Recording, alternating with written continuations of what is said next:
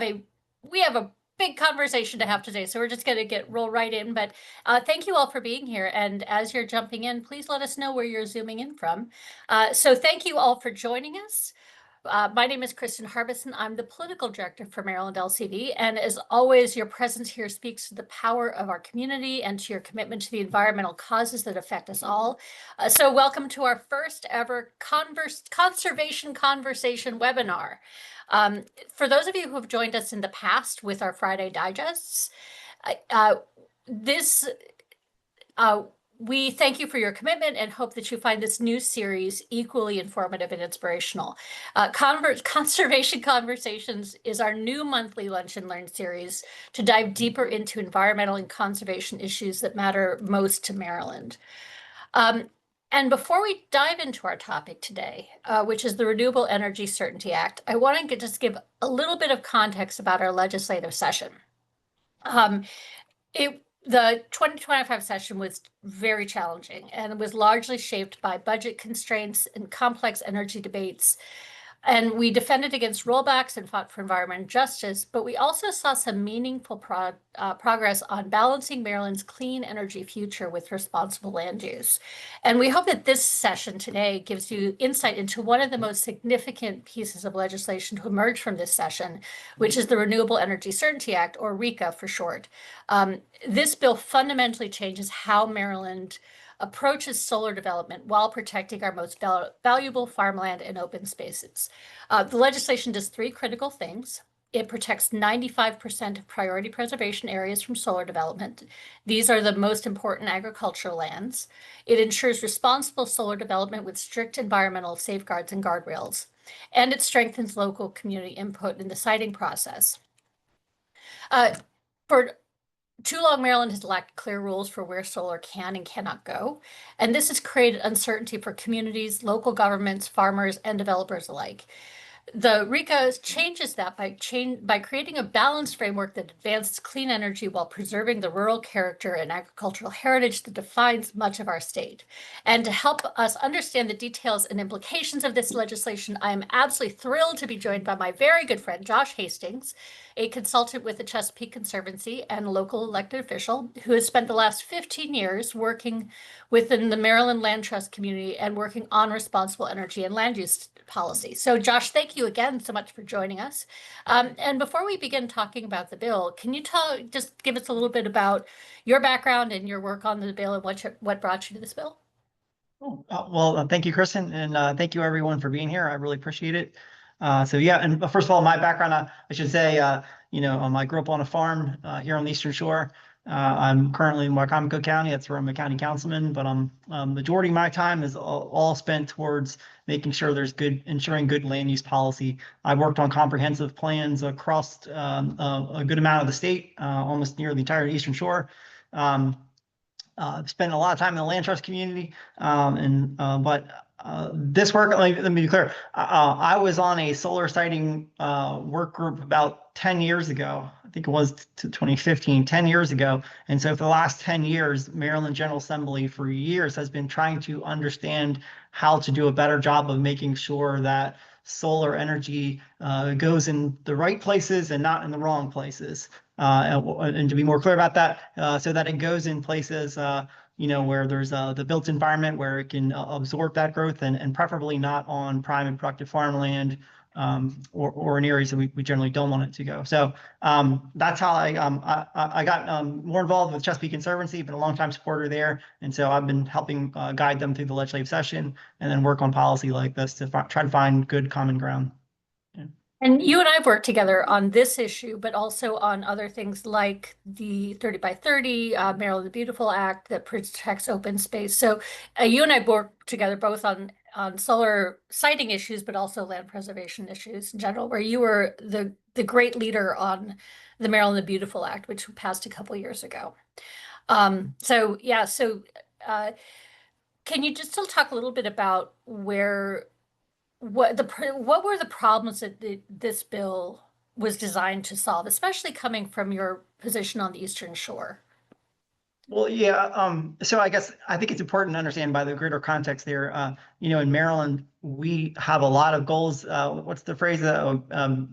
small state with big goals, right? That's a Kristen Harrison quote.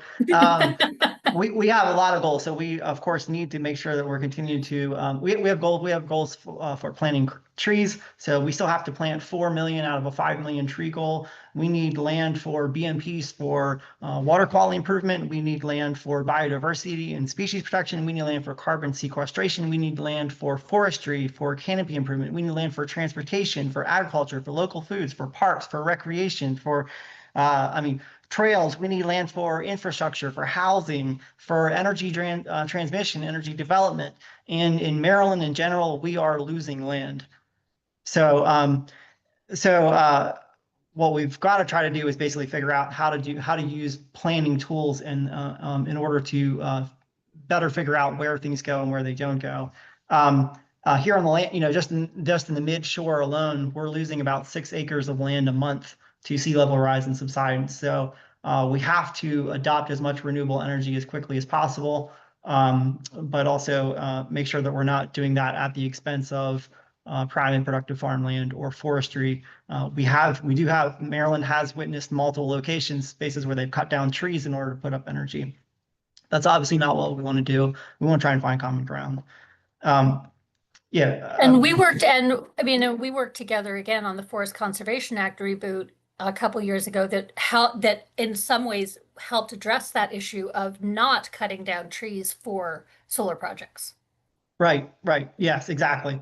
And the General Assembly's been trying to get at this, and where do they, we had a solar incentives bill, was it 2 years ago, trying to figure out how to incentivize that. We have, and we should say all of this conversation, by the way, in my 17-ish years of the General Assembly, I don't think I've witnessed a legislative session that has had this many bills with regard to energy, transmission, this planning, this side of things. And a lot of that all comes out of the MPRP, the Maryland Piedmont Reliability Project, a transmission line.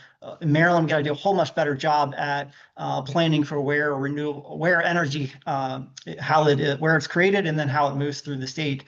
We are still a state where we are importing about, 40% roughly of our energy. And then we have these other outlying things that we have to deal with. We have had traditionally in our planning, that things like the renewable portfolio standard. As we were entering this legislative session, we were acknowledging we have a 14.5% carve out of the RPS, where that has to be for solar energy development. So there's been a lot of conversation and over the years on trying to figure out how do we do a better job of where to put solar and how do we do it in the right way. Yeah, and I think that you and I have worked on this issue for intensively for the last couple of years, and to try to find that balance between all of our state goals for land preservation and moving towards that 14% solar development project, 14.5% carve out, and that's just for anybody who's not aware of that, it's 14.5% of the renewable portfolio standard, which is the amount of energy Maryland gets from renewable energy. So our goal right now is 50% renewable energy by 2030. As we move towards more renewable energy, that 14.5% becomes bigger. It still is 14.5%, but 14.5% of 60% is bigger than 14.5% of 50%, obviously. So, and that came from the 2019 Clean Energy Jobs Act was when that carve out happened. And so that was really a galvanizing moment for this issue, to try to figure out how we can get there, because we're nowhere close. We are nowhere close to meeting those goals for renewable energy. But the big issue, one of the big sticking points was, again, we have a lot of land that we want to conserve, and that is conserved, but as the current law stands, the state could override local land use guidelines and preservation zoning, right? So there was nothing that was permanently protected from solar development because the state could override it, right? Yeah, this has been I say this in multiple hats that I have as a person who cares about agriculture and natural resources, as well as a person who's a local government person.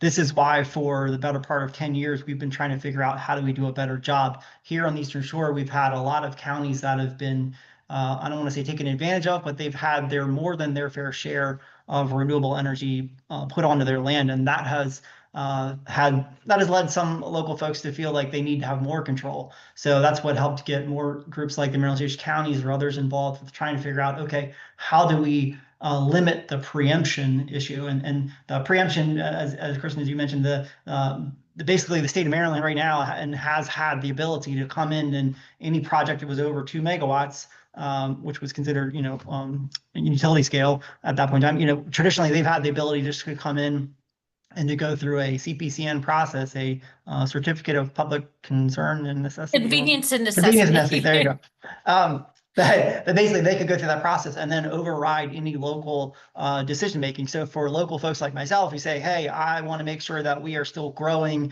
that we have space for parks, space for agriculture, space for any of those things that I've listed before. We've basically not had that ability to control our own destiny. And in Maryland, I should say, in Maryland, we have been one of the leaders in the United States when it comes to smart growth and to planning. We have comprehensive plans, which include where do we put the priority preservation areas, where do we have the priority funding areas, and basically where do we want to not grow, where do we want to make sure that we are growing, where are we putting infrastructure, and to do so that we can grow in a very dense capacity, and that we are making sure that we still have a future for agriculture, for local foods and local farms, as well as making sure that we're meeting our own energy goals and needs. Yeah, and I want to get to some of this because we've had some questions sent to us in advance about this, and then I'm seeing other questions in the chat that get to some of these questions. But when you're saying over 2 megawatts, the state could preempt and put anything larger. So these are the bigger projects that can be between 2 and 200 megawatts, and that's basically a 2 megawatt project is like 10 to 15 acres. But locals still had control over the small projects, so the smaller scale projects, they could then restrict those because they were not subject to the state preemption, right? So it's really the smaller projects that were being stopped, not the larger ones, right? Yeah, and yeah, exactly. The larger ones are the real concern. And by the way, put it in context here, some of the size projects that we've had, just on the Eastern Shore, there's been Caroline County a couple 2 years ago had 2 proposed 900-acre projects, and these are utility scale, large scale. This is a little bit different than I know. By the way, I always try to, when I'm usually on explaining solar, I try to put it in 3 buckets. Kind of like the residential is one part of it. This isn't really a great way to explain it, but I'll explain it anyway. But that second part being those community solar projects, the ones that are usually between 2 and 5 megawatts, but they are directly connected to the lines which go to our house there. And then these larger utility scale projects, the ones that are connected directly to the utility lines, and those are much larger. And those are the ones that have been really challenging at trying to, that have been basically eating up a lot of land and not been so thoughtful, but are currently not. The locals don't get a chance to have a whole lot of say against those. So what the state or what the locals have been wanting to do is to try to figure out how do we do better using what we do well, planning. How do we do that in order to then adopt the right kind of energy and to have a little more control over that process and make sure that not only certain counties are impacted more than others, knowing that that's always going to be the case for things like, if we've got to meet a 14.5% carve out, Baltimore City is not going to have the ability to put up solar panels in the same way that Queen Anne's County is. But that doesn't mean that Queen Anne's County, that if they really care about, it doesn't mean that they should be more impacted than others. So try to find common ground. That's what we do well in Maryland. Yeah, and so up until RECA, it was 100% of the priority preservation areas could be developed with these larger projects. And so this bill restricts that, right? Yeah, that's a huge deal. I mean, I know there's a lot of folks that are, let me be clear. Kristen knows as well. There's a common phrase in Annapolis that is that what we've often heard is that, people want perfection. They want everything that they want in a bill. And, as one famous senator recently said, if you want everything you've ever wanted, go to Disneyland. But Annapolis is not Disneyland, and the General Assembly is not Disneyland. We try to come together and find common ground. And so it's not a perfect bill that became, but it is much better. We finally have more control. That's what for years the local governments have been trying to do, is to get more control, is to help guide that, just like we do with everything else as far as infrastructure for wastewater and what and public water and public sewer, these kind of things. So I think it is definitely a much greater improvement on this. Yeah, because now every county is limited to 5%. It's 5% of their priority preservation areas can be developed by solar. So 95% of every county's priority preservation areas will be protected. Can you talk a little bit about what that means in terms of what a priority preservation area is and why having that limit is so important to Maryland's agriculture? Yeah, and I apologize because I know a lot of these land use terms there's a lot of acronyms and things out there, but in general, a priority preservation area, that's something that's locally determined and mapped out, and usually is included as and usually is included as an element within the comprehensive plan. So every county has to go through the process to put together a plan for their county and then update it at least every 10 years, something like 6 years. But a priority preservation area, not all counties have a PPA. I think there's only 3, maybe 4 that don't. But and I think those are I think it's Baltimore City, Somerset, and maybe Allegheny or Garrett, one of those. But as a whole, a priority preservation area, it is actually spelled out in state law, and essentially what it does is that it defines an area that it has to be basically productive agricultural or forest soils. It has to be capable of supporting profitable agriculture and forestry enterprises. It has to be something that the local counties then determine and where those areas are, and then they send it usually has comment for the state, and then the state basically looks over and kind of comments on those areas. But having there's a lot to it, but basically the PPAs, this goes along with the MALF, so many acronyms, the Maryland Ag Land Preservation Foundation, the question of whether you're MALF certified, whether whether a county is essentially making actions and policy, including zoning and other elements of local planning, to make sure that it stays rural or stays protected compared to ones that are very permissive zoning and open up. So the county acreage goal has got to be, I think it's about 80% of the remaining undeveloped area within the land. So there's a calculation that goes along with it, but basically PPAs in general are meant to be set aside areas that are to preserve, or not say, I don't mean, when I say preserve land, I mean, let me be clear. PPAs are generally areas that are supposed to maintain that character of that area and that the general land use. That is a little bit different. I don't mean that to confuse that with conservation easements, which are a little more restrictive. Yeah, and actually that leads to a very specific question in the chat from Marcia of, if your land is in a conservation easement, can landowners still lease non-forested land for solar production? Easements and generally speaking, easements and commercial solar cannot exist together. And there's been a lot more conversations about, you can do on-farm use or on land use or things like that to develop or to allow for energy for that property. But as a whole, it's not commercially something that's allowed on conservation easements. Got it. And so one of the other things, so there are two of the really big pieces of this bill. Is one of them is the restricting it to 5% of only the 5% of priority preservation area by county. But the other part, it was really the guardrails, and this is something that you and I worked on a lot, is creating the guardrails for solar companies to make sure that the projects that are put on open space are good projects, right?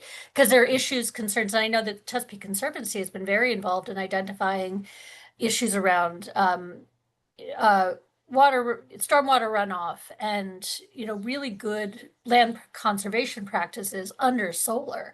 So can you talk a little bit about what some of those guardrails are and why they are important? Yeah, so for this bill, it's actually there's been multiple work groups over years that have been trying to trying to give more of a baseline as to what is a good permitting, a good site plan. So if you're going to have a solar facility that's going up, first of all, how do the neighbors find out? How do the local elected officials or their public representatives, how do people know that that project's happening? How's the word getting out? How's that officially done? Where are you holding hearings? Who's it holding to? And then also then the environmental protection piece of that. So things like, this bill actually codifies a lot of that language, the standard language, to make sure that all counties are including that and that the state understands that these things are kind of a set baseline. So things like having an appropriate setback. I think this one actually spells out 100 feet. It can't, there basically can't be anything between the project itself and then 100 feet between, another neighboring property. It has to have predominantly native landscaping and landscaping buffers. It has to have visual mitigations and also making sure that the soils stay on site. As they do, disturb the land, making sure that the topsoil especially stays on site. And then also includes things like making sure that there's a decommissioning, that basically if the project has to come down, if the solar panels have to come down, that it is going to be able to be paid for in this case, and not just basically at 100% level, but basically at 125% cost of what that is to decommission the project. So overall, and there's also things that are included in there, things like as far as herbicides, there's certain chemicals that are, you want to use or don't want to use, but as a whole, this really tries to limit those kind of chemicals.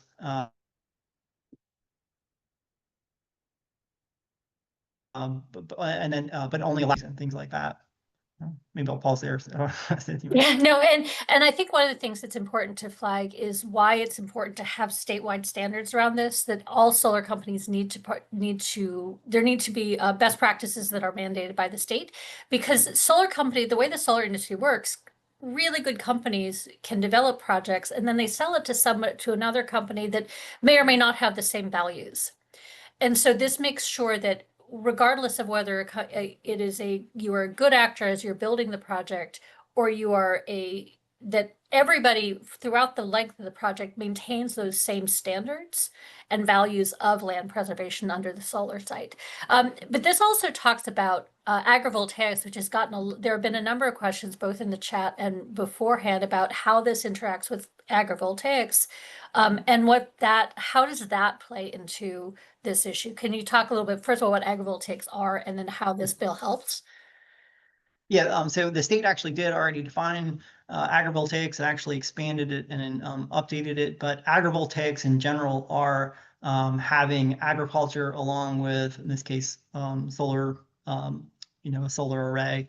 And so how can you do that in a way where the two can work together? Now, it's one thing if you're just putting up solar panels on a ground mounted on land, it's harder to do things underneath of them, right? Because the plants are competing for the same solar energy that's being above.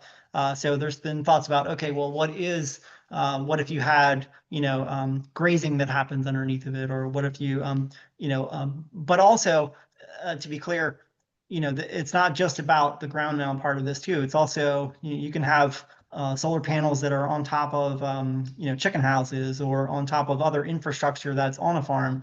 And so what it's trying to do is basically to see if you can do more of allowing to a limited degree commercial or solar development. And so it starts to get a little bit odd and a little bit murky. And I think the state's going to continue to work its way through that. But as a whole, it does spell out in the bill what is or isn't solar development. So, pardon me, agrivoltaics with solar development. So the thing it is not, agrivoltaics are not things like in coordination with an apiary, like with bees or with pollinator habitat. These are things that are basically, pollinator habitat is one of those things that are not required, but it's strongly ensured within most projects, and most developers usually do that. But this would include things like, as I mentioned, the grazing or on, or other, there are certain herbs that you can grow under panels. There's other things that you can do. And actually the bill specifies a lot of these activities in coordination with solar development.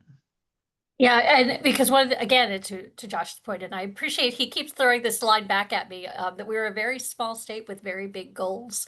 One of the things is we have limited land, and so if we can have multiple uses of a single land to reach multiple goals, then that's ideal. So, and agrivoltaics is one of those things that would help, that would layer uses on top of each other. And it's still a pretty an early industry. There are some companies that are really working on it, and they're starting to want to do a lot of work in Maryland. But so it's exciting. It's an exciting industry to be paying attention to. I guess we're running out of time. Unsurprisingly, Josh and I can talk about this ad nauseum. But talk a little bit about why this bill is. You mentioned that you grew up on a farm. Like, why is this good? Why is having the ability to develop project solar on farmland helpful for farmers?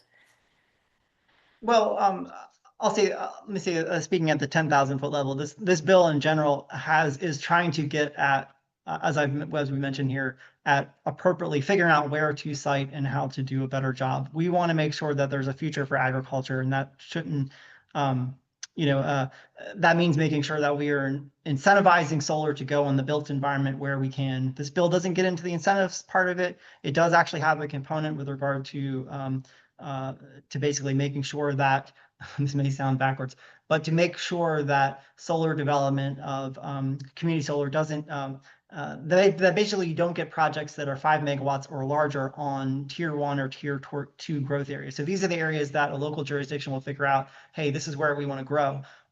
How does that relate to agriculture, and how does it relate to this? Let me be clear.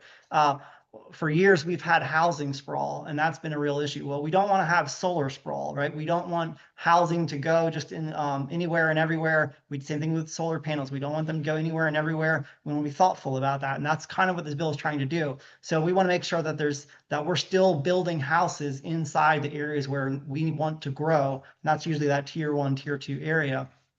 And so that doesn't then push the development onto farmland or agricultural lands or rural lands. So that's a component that's a part of it. So it's trying to make sure that we're still growing inside of this area and that we're not growing outside. Yeah, But yeah.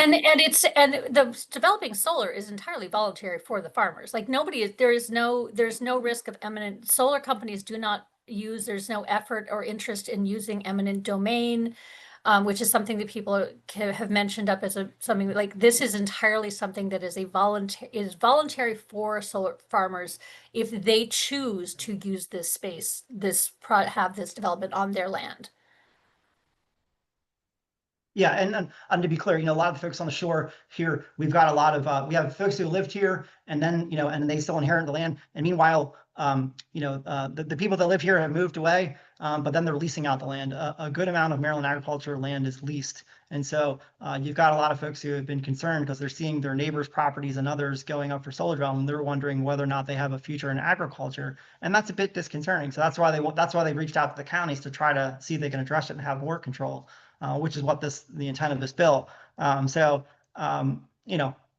think it does actually it does increase that. I think overall, I know we're getting low on our time, but I will say, the fact that it is the fact that another thing this bill does, by the way, it does encourage the state of Maryland to develop solar in their, they've got a lot of land, and I'd rather it go there in the built environment than out on solar lands. And so that is a positive thing that it does do, and it does actually, it does encourage more community solar, where there's smaller scale projects. That's a positive. It does give counties, it does give local jurisdictions more ability to protect their area if they have a PPA.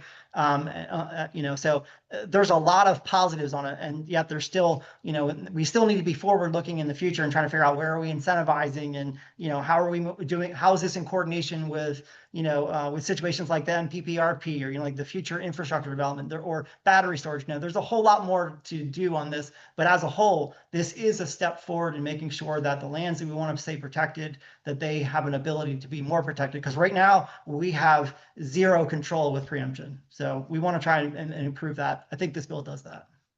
Well, I really appreciate it. And that's all the time we have for today. There's clearly so much more to talk about this and so much more work to do around this issue. And we look forward to working with everybody to continue to make progress on this. But just a couple key takeaways, Maryland, about this bill. It is clear, balanced rules for solar development. with communities now having a stronger voice in the process, and more than 95% of our most important agricultural land is more permanently protected, and environmental safeguards ensure responsible development for decades to come.